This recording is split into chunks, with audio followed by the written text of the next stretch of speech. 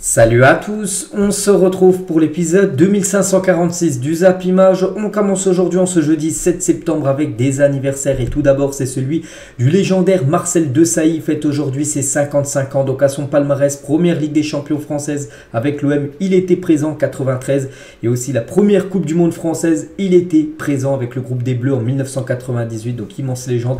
Marcel Desailly qui a joué dans beaucoup de clubs comme par exemple le Chelsea, bon anniversaire à lui.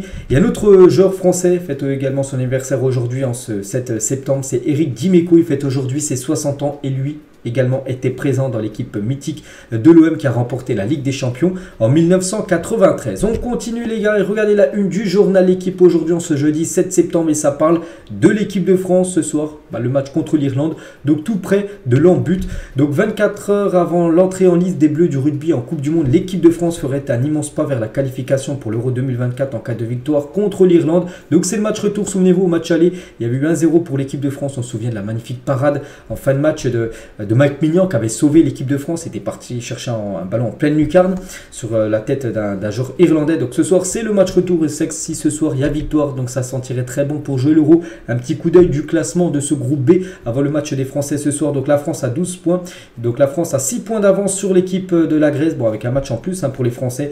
Ce qui veut dire que ce soir, s'il y a victoire, donc ça sentirait très très bon. C'est les deux premiers qui se qualifient pour jouer la phase finale, on va dire, du championnat d'Europe des Nations. Donc là, ça sentirait très très bon ce soir, la qualif. Donc voilà, les Bleus savent ce qu'il faut faire ce soir. Il faut s'imposer et ce serait quasiment acquis. Toujours sur ce match ce soir, donc Didier Deschamps, le sélectionneur, ne voulait pas exposer Kylian Mbappé. C'est Antoine Griezmann, le vice-capitaine des Bleus, qui sera présent en conférence de presse aujourd'hui. Donc c'était bien évidemment hier. Et pourquoi Deschamps n'a pas voulu? Parce que Mbappé, n'oubliez pas, c'est le capitaine de l'équipe de France. Donc souvent le capitaine d'une sélection, c'est lui qui fait les conférences de presse. Donc Deschamps a expliqué pourquoi c'était pas Mbappé en conférence de presse. Je sais bien que vous portez beaucoup d'intérêt à Kylian, mais je ne pense pas qu'il y aurait eu beaucoup de questions sur le match contre l'Irlande s'il avait été là. Je mets devant l'intérêt collectif parce que les journalistes auraient posé beaucoup de questions par rapport certainement à son futur, sa décision, pourquoi il a resté du côté du PSG, tout ça. Donc c'est pour ça qu'il a préféré que ça soit le vice-capitaine, donc Antoine Griezmann, qui soit la personne qui fait en gros la conférence de presse. C'était hier. Donc du coup on va revenir sur ce qu'a pu dire Antoine Griezmann en conférence de presse. Donc tout d'abord sur Kylian Mbappé, il a dit c'est un très grand joueur, il a été dans la tourmente cet été et il a répondu présent dès le premier match à Toulouse.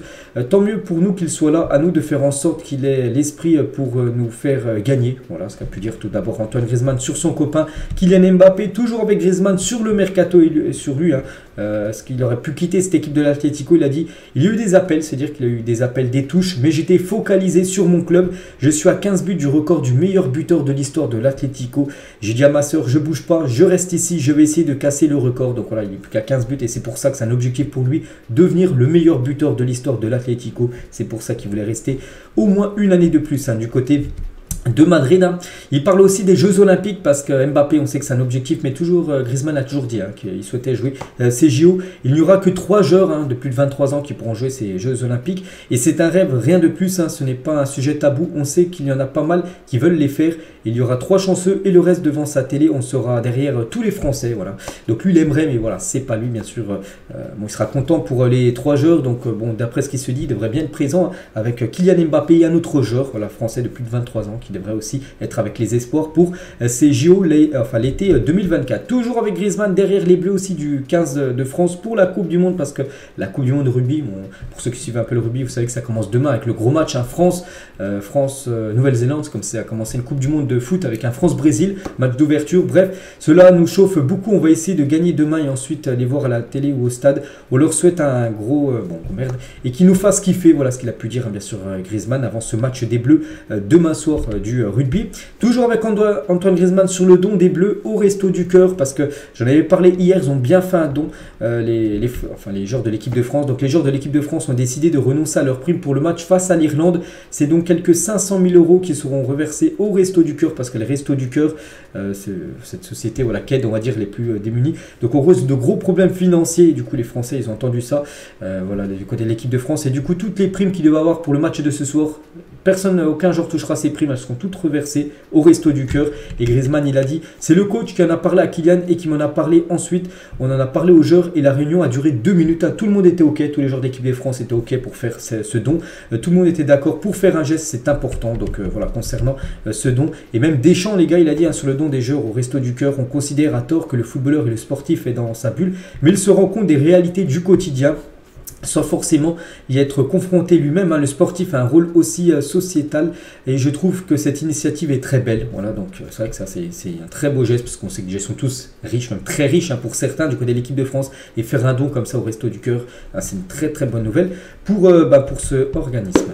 On continue sur le match ce soir, donc n'oubliez pas que le match ce soir ne se joue pas au Stade de France parce que vu que là il y a les matchs de rugby, le match de par exemple France-Nouvelle-Zélande se jouera au Stade de France demain, donc le match de foot ce soir ne peut pas se jouer au Stade de France, se jouera au Parc des Princes ce soir, ce France-Irlande. Un petit rappel, regardez, les Français se sont entraînés hier du côté du Parc des Princes, on va voir le stade bien évidemment derrière, donc voilà quelques photos du stade. Et concernant la compo ce soir de ce France-Irlande, surtout côté français, donc Lucas Hernandez et Jules Koundé devraient être titulaire avec les Bleus contre l'Irlande. Donc Hernandez devrait être dans l'axe et Jules Koundé devrait commencer défenseur droit dans cette équipe, parce que regardez la compo probable voilà, de ce groupe, enfin de la compo de l'équipe de France. Donc Mike Maignan devrait bien sûr être le gardien, on se souvient de son gros arrêt lors du match aller. Donc Théo Hernandez, défenseur gauche, Lucas Hernandez, son frère, juste à côté de lui, avec Upamecano et Jules Koundé en défense. Ça pourrait être ça, avec deux relayeurs, donc Tchouaméni et Adrien Rabiot. Et devant, ce serait Mbappé et Griezmann en numéro 10, Dembélé côté droit et Olivier Giroud il devrait commencer en numéro 9. Concernant Randal Kolo Muani, il avait été forfait lors du match contre Lyon.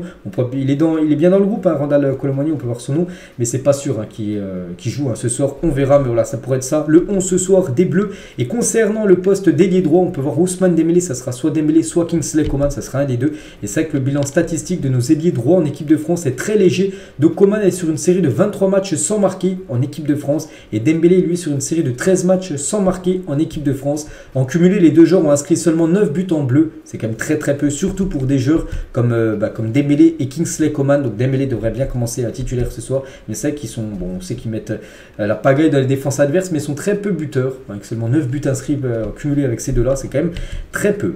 Toujours du côté des Bleus, donc ce soir, comme j'ai dit, Giroud et Griezmann normalement devraient commencer. On peut voir les deux titulaires, ça ferait un match de plus pour eux. N'oubliez pas que Giroud toujours à la 3e position des joueurs les plus capés, donc il pourrait avoir 125 sélections ce soir, et Griezmann peut-être 122 sélections. Il pourrait revenir à un match du légendaire Thierry Henry. En sélection, c'est toujours Hugo Lloris, le recordman, avec 145 sélections du côté de l'équipe de France. Et toujours avec les Bleus, donc ce soir c'est un match officiel contre l'Irlande. Le prochain match, l'équipe de France sera exempt, du coup un match amical a été programmé, ça sera mardi prochain du côté de l'Allemagne, du côté du stade du Borussia Dortmund.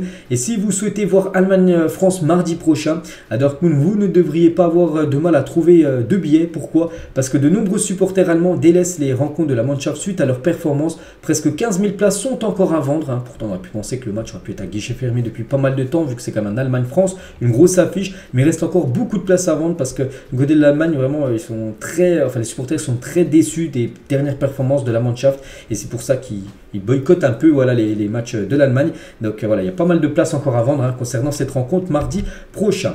On va parler toujours de l'équipe de France, mais cette fois-ci l'équipe de France Espoir, et c'est une très bonne nouvelle et c'est officiel, la chaîne L'équipe, donc la chaîne 21 de la TNT, sera le diffuseur des matchs de l'équipe de France Espoir pour la période 2023-2025. Avant, les matchs de l'équipe de France Espoir étaient diffusés sur Canal+. Donc voilà, c'est une chaîne payante, Canal+, que là maintenant c'est sur la chaîne L'équipe, c'est une chaîne gratuite. En clair, voilà la chaîne L'équipe, donc ça c'est une très bonne nouvelle, vous pourrez suivre les matchs de l'équipe de France Espoir, et ça commence dès aujourd'hui avant le match des A ce soir contre l'Irlande. Les Espoirs jouent contre l'équipe du Danemark, c'est à 18h30 et ça sera sur la chaîne L'équipe. Voilà, si vous voulez suivre du football aujourd'hui, donc ça c'est bien sûr une très bonne nouvelle. Toujours avec cette équipe de France Espoir, donc Thierry Henry devra annoncer le capitaine des Espoirs ce jeudi, donc avant le match bien sûr, on connaîtra ça, qui sera le capitaine, et il y a de grandes chances que ça soit Castello Luqueba qui pourrait être le futur capitaine de cette équipe de France Espoir. Et Luc Ebba, tout d'abord, tiens, sur la diffusion des matchs en clair, sur la chaîne équipe, on sera un peu plus médiatisé, ça va nous motiver encore plus, bien sûr, je dis que c'est une bonne nouvelle d'avoir du football en clair en France. Thierry Henry, tiens, sur Luc Ebba par rapport au brassard de capitaine, il a dit on va voir ça demain, c'est quand même un jour important, vous allez quand même nous laisser ça, voilà, ça sera lui bien sûr qui le dira, il n'a pas voulu le dire en conférence de presse hier, ça sera annoncé aujourd'hui qui sera le capitaine des Bleuets et ça devrait être bien, Luc Ebba. Enfin, d'après ce qui se dit, toujours avec Henry sur le meilleur positionnement de Ryan Cherki. Il a dit sur le terrain, quand il fait la différence, peu importe où il est, que ça soit un numéro 10, que ça soit ailier droit, ailier gauche, même faux neuf, il peut être utilisé à cette position-là, peu importe, mais c'est que c'est un joueur qui amène beaucoup de danger. Ryan Cherki, qui devrait être titulaire ce soir.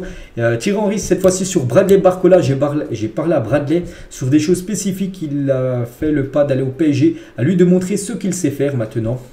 Voilà ce que peut dire le sélectionneur de l'équipe de France Espoir. Et Henry parle aussi de l'équipe de France de rugby demain contre la Nouvelle-Zélande pour ce premier match. Donc il a dit j'ai grandi avec le rugby, j'espère qu'ils vont pouvoir bien commencer, bien terminer. C'est l'équipe de France qui joue, ça sera pas facile mais il faudra qu'on soit tous derrière eux. On espère qu'ils gagneront le tournoi. Le rugby on a besoin, la France en a besoin, on leur souhaite une grosse.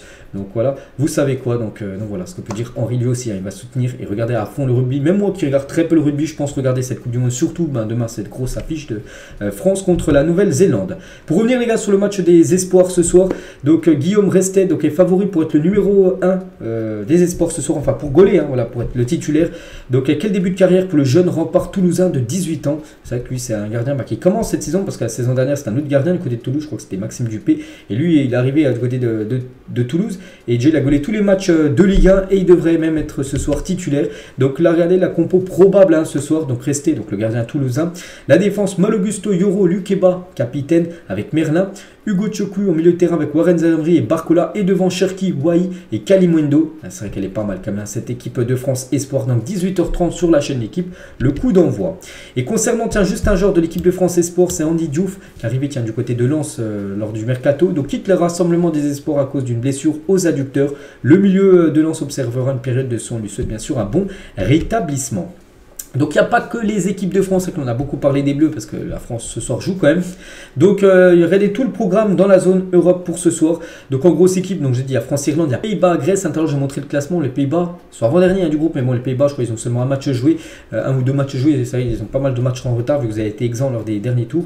Donc voilà, contre la Grèce ils n'ont pas le choix, les Pays-Bas il va falloir s'imposer. Il y a je sais pas, tiens la Serbie, Hongrie, belle affiche, Slovénie, Irlande du Nord ou je sais pas, tiens Danemark contre Saint-Marin, ça sent un gros résultat pour les Danois. Concernant du côté du continent africain, il y a aussi des matchs pour se qualifier pour la future CAN à 18h. Deux matchs qui sont dans le même groupe en gros. Et c'est très serré entre le Ghana, Angola et Centrafrique. Je crois que c'est Madagascar qui sont déjà éliminés.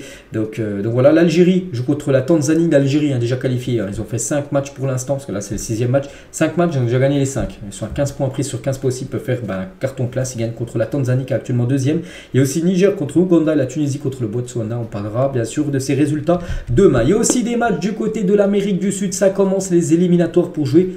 Eux, c'est déjà la Coupe du Monde, alors que en Afrique ou même en Europe, c'est pour jouer par exemple la CAN ou l'Euro, en été 2024, alors que du côté de l'Amérique du Sud, c'est déjà pour la Coupe du Monde 2026, dans 3 ans. Et les premiers matchs, c'est dans la nuit prochaine, Paraguay, Pérou, Colombie, Venezuela et l'Argentine contre l'Équateur. Je crois que c'est le premier match des Argentins officiel, ouais, ça doit être ça, peut-être officiel, depuis leur victoire en Coupe du Monde. C'est vrai qu'ils avaient joué pas mal de matchs amicaux. Et n'oubliez pas du côté du continent d'Amérique du Sud. Donc c'est une poule de 10. Voilà, c'est une poule de 10, match aller, match retour. Donc les 6 premiers avant, c'était les 4 premiers qui se qualifiaient, plus le 5e qui joue un barrage contre une nation d'un autre continent. Donc là, vu que maintenant la prochaine Coupe du Monde, n'oubliez pas, on passe de 32 à 48 équipes la prochaine Coupe du Monde. Donc il y aura une équipe de plus qualifiée, peut-être voire 2, si l'équipe au barrage. Donc ça sera maintenant les 6 premiers qui se qualifieront pour la future Coupe du Monde. Et le 7e jouera un match de barrage contre une nation d'un autre continent. Donc en gros, il y en aura seulement peut-être que 3 qui ne seront pas qualifiés. Donc voilà, bon, concernant le Brésil, l'Argentine, tout ça, même l'Uruguay, ça devrait le faire. Donc là, ce soir, c'est les premiers matchs, dans la nuit prochaine. On revient en Europe, on va parler de Cristiano Ronaldo avant le match du Portugal. Là, je crois que c'est demain qu'il joue le Portugal. Donc Ronaldo est en interview, tout ça. J'ai dit que la Ligue saoudienne allait grandir et que de nombreux stars viendraient. Ils m'ont traité de fou, mais peut-être que je ne le suis pas après tout. Voilà déjà ce qu'a pu dire CR7, toujours avec lui sur le mercato saoudien. Pour moi, c'est une fierté de modifier une culture, pas seulement footballistique. Je suis fier de voir des cracks venir ici. Je suis le pionnier de tout cela. C'est vrai, hein, parce qu'on pense que s'il ne serait pas venu le 30 décembre dernier, peut-être qu'il n'y aurait plus eu autant de joueurs qui seraient venus du côté de l'Arabie Saoudite. Il a dit, donc je souhaite que la Ligue évolue encore davantage. Il dit que la Ligue saoudienne dépassera la Ligue portugaise et sera mieux. Voilà, dans quelques temps, que ça sera encore plus relevé du côté de l'Arabie Saoudite que du côté de la Ligue portugaise. Toujours avec Ronaldo, il parle aussi de la rivalité avec Messi. Si vous aimez Cristiano, vous n'êtes pas obligé de détester Messi. Nous avons changé l'histoire du football. C'est qu'il y en a beaucoup qui aiment Ronaldo, mais n'aiment pas, ils détestent du coup Messi. Dans le sens inverse aussi, ça marche. Mais voilà, pour tous les vrais amoureux de football, les gars, si quand tu aimes le football, tu aimes Messi plus Ronaldo, tu n'es pas obligé de détester l'autre si tu apprécies plutôt l'autre, vous avez compris. Donc voilà ce qu'a pu dire Cristiano. Et toujours avec lui, donc la rivalité entre Messi et moi était bonne, les fans ont adoré, c'est vrai. Maintenant, cette rivalité est terminée. Voilà ce qu'il a pu dire Cristiano Ronaldo par rapport à quand on lui parle bien sûr de Léo Messi. Et Ronaldo, actuellement, il a 850 buts en carrière. J'en veux plus. Quand je joue, il faut que le niveau soit élevé. Donc voilà, peut-être son objectif, j'en suis sûr, peut-être en tête, parce qu'on sait qu'il a des sacrés objectifs, peut-être atteindre la barre des 1000 buts. Ronaldo, c'est peut-être un objectif personnel, bon, qu'il n'a pas voulu dire. Et peut-être dans sa tête, il y pense à cette barre symbolique des 1000 buts. Mais bon, il y a encore pas mal de buts à marquer pour CR7 et une retraite internationale. Tout peut se passer. Voilà, d'arrêter avec le Portugal. Pour l'instant, il est bien avec le Portugal. On ne sait pas, mais on pense déjà qu'il va aller au moins jusqu'à l'Euro l'année prochaine, qui va se jouer en Allemagne. Et après, on verra s'il ira jusqu'à la Coupe du Monde. Cristiano Ronaldo. Et toujours avec Ronaldo, donc là on change, plus rien à voir avec le match du Portugal, mais cette fois-ci par rapport au Ballon d'Or et Ronaldo, parce qu'hier on connaissait les 30 nommés pour être nominés, pour être Ballon d'Or. Et Ronaldo, et c'est pas une surprise parce qu'on s'en doutait, est absent des nommés pour le Ballon d'Or 2023. C'est une première depuis 2004, parce que depuis 2004, à chaque fois, on connaît 2-3 mois avant la vraie cérémonie, les 30 joueurs prétendant à remporter le Ballon d'Or, et Ronaldo n'est pas dans cette liste des 30 joueurs qui peuvent remporter le Ballon d'Or. Donc voilà, Ronaldo sera sûr officiel pas Ballon d'Or. Bon, ça c'était sûr. Concernant son plus grand rival, même s'il dit que la rivalité est terminée avec Messi, donc lui est bien présent, bien sûr, Léo Messi. Donc pour la 16e fois de sa carrière, il est présent. N'oubliez pas que l'année dernière, il n'était pas présent dans la liste des 30. Léo Messi, c'était Benzema qui a remporté le Ballon d'Or. Donc lui n'était même pas dans les 30. Donc cette fois-ci, il revient dans les 30 et c'est le grand favori aussi pour remporter ce Ballon d'Or. Benzema, dernier Ballon d'Or en titre, il est présent, bien évidemment, Karim Benzema. Est-ce que ça finit top 10 ou pas? Pas sûr. Je pense qu'il finira peut-être entre la 15e et la 20e place, Karim Benzema, par rapport à la saison qu'il a fait. Et Benzema, à 35 ans, devient le plus vieux joueur français à faire partie des nommés au Ballon d'Or, on va dire dans la liste des 30 joueurs prétendants. Concernant Mbappé, 24 ans, et bien dans la liste des 30 du Ballon d'Or. Chaque année, depuis ses 18 ans, quand même, depuis le Ballon d'Or 2017. Donc ça fait quand même 6 ans d'affilée qu'il est au moins dans les 30. Kylian Mbappé, n'oubliez pas son meilleur classement, c'était en 2018, lors de la victoire de la Coupe du Monde de la France. Il avait fini 4e en 2018. Il s'agit à ce jour de son meilleur classement au Ballon d'Or. Jamais il a terminé sur le podium pour l'instant. Kylian Mbappé. Concernant Erling Haaland, bien évidemment, il est aussi dans la liste des 30. Aussi Odegaard.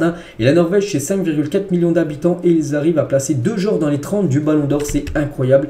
Donc Odegaard et Haaland. Bon, le joueur au milieu n'est pas dans la liste des 30, mais voilà, concernant ces deux grands joueurs norvégiens. Et Haaland cherche son premier Ballon d'Or. Et Léo Messi vise un 8e Ballon d'Or. Ce sera un record. Il a déjà un record actuellement. La bataille pour le Ballon d'Or, ça devrait se jouer certainement entre ces deux-là. Toujours avec la liste des nommés. Donc Vini Junior est bien présent aussi dans la liste des 30 nommés pour le Ballon d'Or. Vini Junior.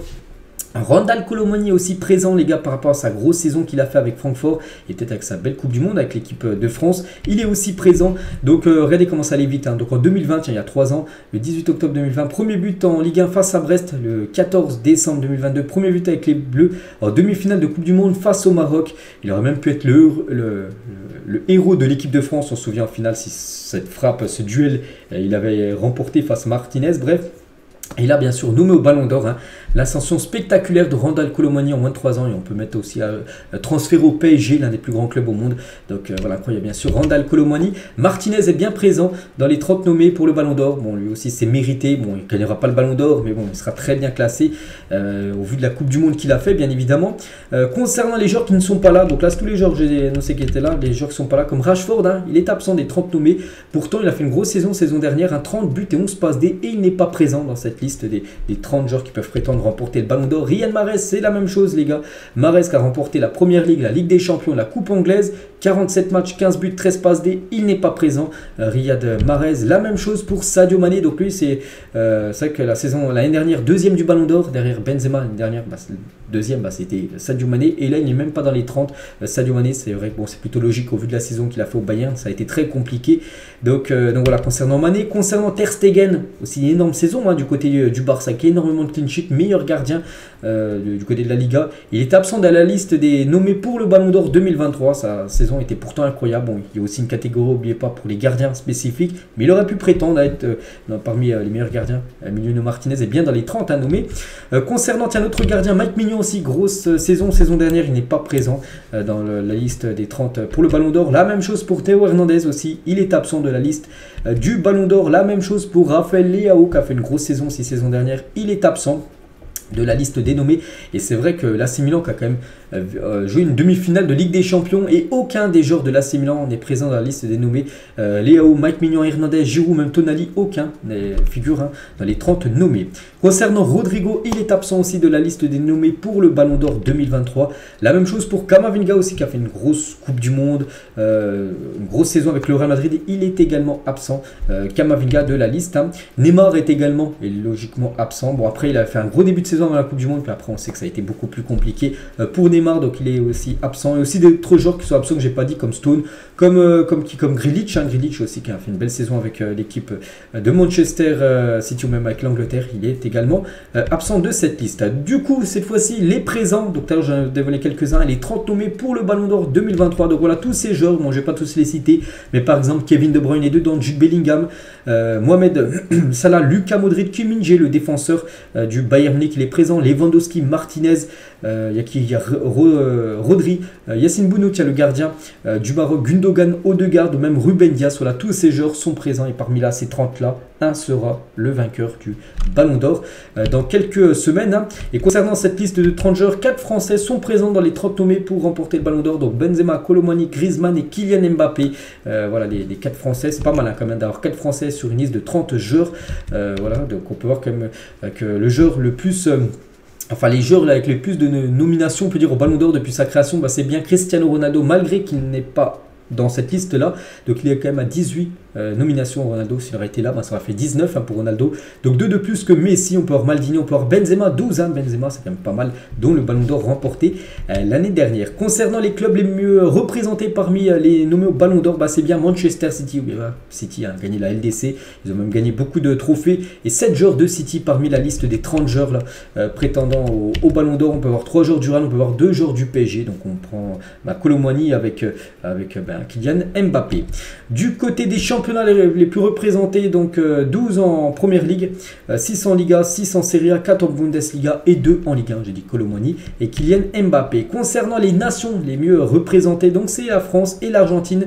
Mais pas que c'est comme les deux pays qui étaient en finale de Coupe du Monde, pour vous dire que la Coupe du Monde a une grosse importance sur le Ballon d'Or. Donc 4 pour la France, 4 Argentins, il y a aussi 3 Anglais, 2 Portugais, 2 Allemands, 2 Croates ou même 2 Norvégiens. Après on peut voir un Brésilien ou même un Italien. Voilà concernant la liste des 30 nominés pour le Ballon d'Or. Cette fois-ci le trophée Copa, en gros c'est le Ballon d'Or junior de moins de 21 ans. Donc voilà tous les joueurs. Donc on peut voir quelques Français. Lié un attaquant maintenant de Lens, il est présent, ça c'est pas mal. Bon, il va pas peut-être gagner ce trophée, non, c'est quasiment sûr, mais il est présent dans le top 10. Camavinga est également présent, donc ça fait plaisir. Donc le grand favori pour moi, ça reste quand même Jude Bellingham. Je pense que ça sera lui qui remportera ce trophée. Il y a aussi Jamal Musiala, il y a Xavi Simons, Ojdun, Alejandro Balde ou même Antonio Silva, défenseur du Benfica. Du côté des meilleurs gardiens, parce que maintenant il y a un trophée exprès pour les meilleurs gardiens et ça c'est bien. Donc Yassine Bounou, Courtois, Ederson, Livakovic, Mike Maignan, Martinez, Onana, Ramsdale, Samba et Ter Stegen. C'est que ça se joue, il y a pas mal de gardiens. Ter Stegen qui a fait une grosse année, Courtois aussi a fait une grosse année, Martinez avec sa Coupe du Monde, il peut aussi prétendre remporter ce titre. On verra ça sera qui le meilleur gardien. N'oubliez pas que la cérémonie c'est prévu le 30 octobre prochain, dans à peu près un mois et demi. On connaîtra les 3 trophées, la Ballon d'Or, trophée Copa et le trophée Yashin. Et concernant le trophée Yashin, meilleur gardien, donc Brice Samba répond à un internaute anglais qui s'étonne de le voir nommé au trophée Yashin. Donc le tuto c'est supporter anglais, il a dit mais qui est ce mec, Brice Samba, parce qu'il ne le connaît pas. Et Samba a répondu Voilà, il a dit, il a dit quoi? Parce que voilà, tu aimerais savoir. Et voilà, il a répondu personnellement, tout simplement, à ce supporter qui se demandait qui était tout simplement Brice Samba. Et du coup, les Français qui sont nommés aux différentes catégories du Ballon d'Or, donc Trophée Copa, donc il y a Kamavinga Wai, Trophée Yashin, Mike Maignan et Brice Samba. Le Ballon d'Or féminin, tiens, qu'on va parler juste après, Diani et Renard. Et le Ballon d'Or masculin, donc Benzema, Colomani, Griezmann et Mbappé. Parce qu'il y a aussi, bien sûr, le Ballon d'Or féminin. Et Alexia Putellas, absente de la liste des nommés sur les 30 joueuses.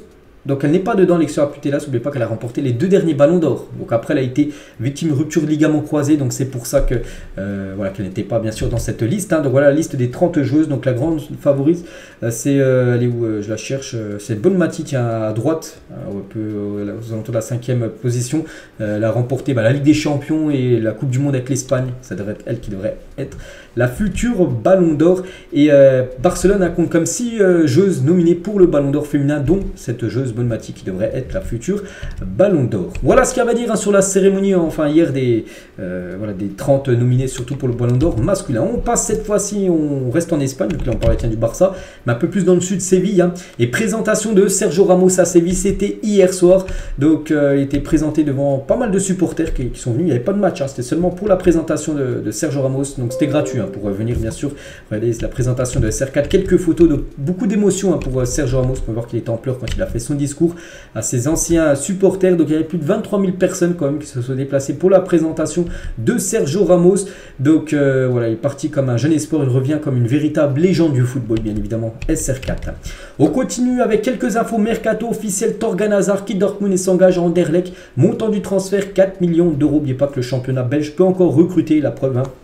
Anderlecht qui s'offre l'un des frères Hazard, donc c'est Torgan Hazard hein, qui signe du côté de cette équipe. Officiel, Geoffrey Nadeleï, 25 ans, quitte Lyon pour Molenbeek du côté de la Belgique également, sans indemnité, mais avec un intéressement de 40% sur une hypothèque future revente. Mais pas que Lyon l'avait acheté quand même 25 millions d'euros en 2019 et là ils le vendent gratuitement pour 0 € à Molenbeek. C'était un excellent joueur. Quel dommage qu'il se soit lourdement blessé, c'est pour ça peut-être que sa valeur a largement chuté. Après n'oubliez pas que Molenbeek, John Textor c'est aussi le propriétaire de Molenbeek, il est aussi propriétaire de Lyon, donc voilà, c'est aussi peut-être pour ça qu'il est parti gratuitement dans ce club. Concernant toujours le Lyon, donc l'avenir de Laurent Blanc serait scellé. Le technicien français devrait quitter Lyon dès qu'un remplaçant sera trouvé par les dirigeants lyonnais, donc voilà, il ne devrait pas rester hein, du côté de Lyon. Laurent Blanc, et il y a un nom qui sort hein, depuis pas mal d'heures là, c'est Graham Potter qui est ciblé par Lyon pour succéder à Laurent Blanc. L'ancien technicien de Brighton s'est entretenu avec John Textor aujourd'hui, aussi ancien coach de Chelsea. Bon, il a flopé à Chelsea, mais c'était aussi un ancien coach des Blues. Les dirigeants lyonnais explorent également 2 pistes étrangères dont les noms n'ont pas filtré, mais on peut voir que John Textor a parlé avec Graham Potter pour peut-être prendre ce poste d'entraîneur du côté de l'OL. On va parler de Mason Greenwood, a été proposé au Stade brestois dans les dernières heures du mercato, a confirmé le directeur sportif du club de Brest. Hein. Le club breton a refusé toute avance concernant l'international anglais. Voilà, parce que Greenwood qui avait résilié son contrat avec Manchester, on sait par rapport à ce qui s'est passé dans le passé, qui frappait comme ça son ex-copine, bref. Et du coup, Brest a refusé, hein, il ne voulait pas, et du coup, c'est pour ça qu'il a essayé de chercher un autre club. Retafe, eux, était OK, c'est pour ça qu'il a signé à Retafe, Mason Greenwood. Les dirigeants bavarois seraient déjà irrités par Thomas Tuchel et ses remarques, voilà, concernant Thomas Tuchel, hein, du côté du Bayern Munich. Une petite info concernant Philippe Coutinho, et à 31 ans, Philippe Coutinho va être prêté à Al Douaï avec prise en charge du salaire du club qatari. Le Brésilien a refusé de continuer en Europe en refusant le Betis et le Beşiktaş. Hein, il aurait pu rester quand même, par exemple, au Betis, hein, où il y a par exemple il y a Isco qui a signé hein, du côté de Betis. Non, voilà, il préfère aller au Qatar pour toucher peut-être un gros salaire. Donc c'est vrai que sa carrière, depuis comme son départ de Liverpool, hein, c'est un flop total. Philippe Coutinho. Officiel, l'Ajax a finalisé la signature de Darmian van der Vaart, 17 ans. Le fils de Raphaël van der Vaart rejoint son club d'enfance, le même que son papa. Donc on espère la même carrière que son père, hein, tout simplement pour le fils hein, de Raphaël van der Vaart. Officiel, Eric Bailly signe un contrat d'1 an avec le Beşiktaş. Il portera le numéro 30 dans le dos. L'ancien joueur de enfin il avait été prêté à Marseille la saison dernière. Lui aussi signe en Turquie, donc il quitte hein, c'est Flavien Tay. Pour ceux qui ont suivi mes épisodes précédents, je lui ai dit qu'il était très proche de rejoindre Samsunspor. Ben, c'est fait, voilà, 30 ans, il s'est engagé hier avec le club promu turc, hein, Samsunspor. Mohamed Salah va rester à Liverpool cette année. Il y avait des rumeurs hein, du côté de Al-Ittihad. Donc la saga de l'Égyptien à Al-Ittihad est terminée parce que Liverpool ne souhaite tout simplement pas le vendre. Hein. Le club saoudien le veut, hein, mais Liverpool ne souhaite pas lâcher tout simplement son meilleur joueur. Concernant Verratti à Al-Arabi, here we go. Vous savez ce que ça veut dire. Donc Fabrizio Romano hein, qui l'a dit. Donc le joueur le plus titré de l'histoire de la Ligue 1 quitte la France. Voilà, donc Verratti, c'est fini l'état Doha du côté du Qatar, hein, Al-Arabi, c'est au Qatar, pas en Arabie Saoudite. Donc voilà, ça va être officiel. Peut-être dans la journée, Verratti, après plus de 11 années passées du côté de la France, il va quitter tout simplement cette équipe parisienne. Donc un accord a été trouvé entre Verratti et l'équipe de Al-Arabi. Donc l'officialisation pourrait être aujourd'hui.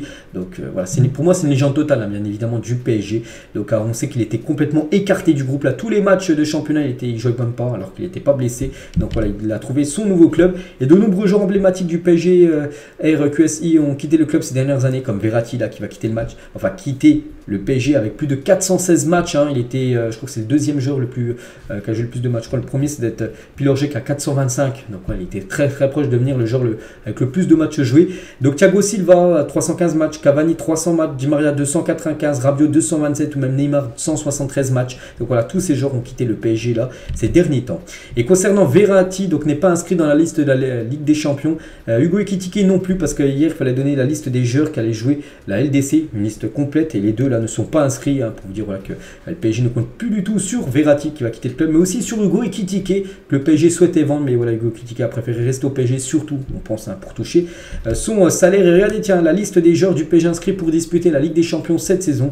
Bon, je ne vais pas tous les citer, mais on peut voir de Keylor Navas jusqu'à Donnarumma, tous ces joueurs sont présents là, sont bien inscrits pour jouer la LDC cette saison, donc il manque quand même Verratti qui est toujours actuellement un joueur parisien et aussi Hugo Ekitike. Il manque aussi le jeune Ethan Mbappé. Après lui, dans la liste B du PSG de la Ligue des Champions, Ilyes Ousni est également inscrit auprès de l'UEFA. Voilà, donc il n'est pas aussi Ethan Mbappé. Bon, après, il y avait pas mal de noms devant lui, hein, bien sûr, par rapport au petit frère de Kylian.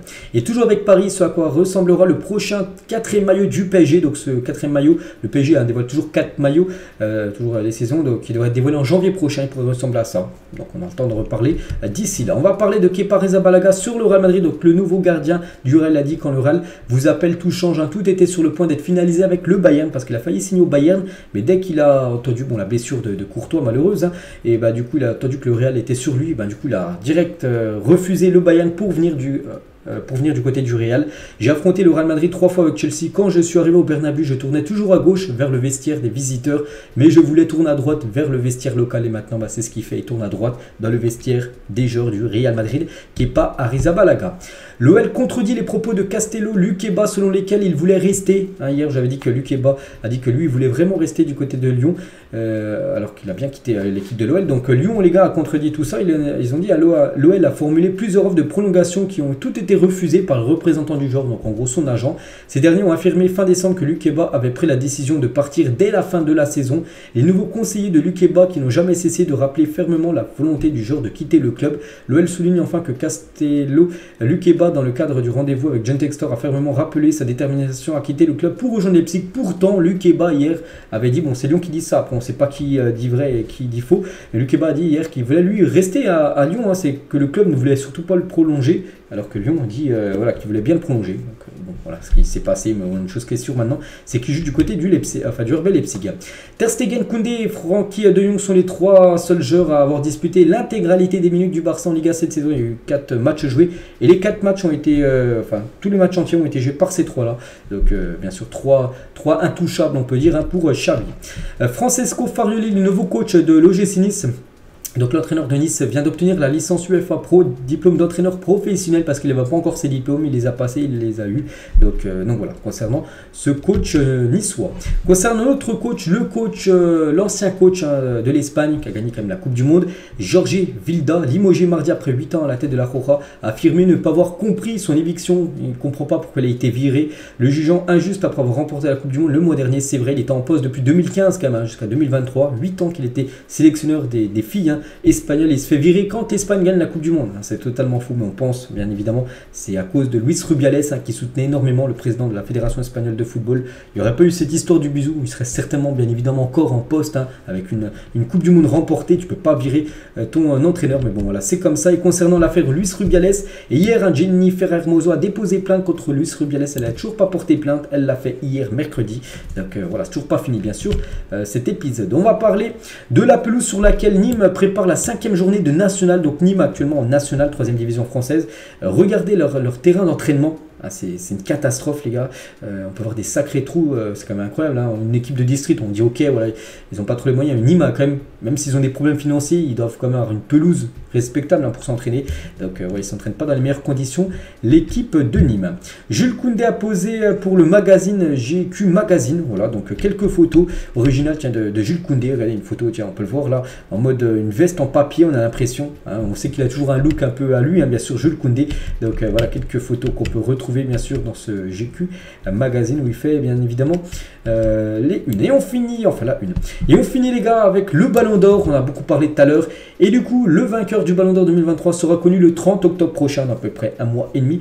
Donc maintenant qu'on le connaît, tous les nominés, voilà les 30, hein, pour vous, qui doit remporter le Ballon d'Or? N'hésitez pas à donner votre podium, hein. On l'a parmi ces 30 là. Donc pour moi, je ne vous cache pas, pour moi, je partirai sur Erling Haaland. Pour moi, ça doit être, et j'espère que ça sera lui, ça se joue entre lui et Messi. Donc je partirai sur Haaland premier, Messi deuxième. Et en 3e position, je partirai sur Kylian Mbappé. Voilà, quand même, meilleur buteur de la dernière Coupe du Monde. Il a marqué énormément de buts avec le PSG, meilleur buteur du championnat français, tout ça. Pour moi, Mbappé doit finir à la 3e position. Donc voilà, pour moi, mon top 3. Bon, après, on verra. N'hésitez pas à mettre le vôtre, tiens, votre podium en commentaire. Donc voilà les gars, ce qu'on va dire aujourd'hui. J'espère que ça vous a plu. On se retrouve cet après-midi à l'After Zap Image et demain matin, vendredi matin, sur cette chaîne pour le prochain numéro. Je vous souhaite un bon jeudi et à demain.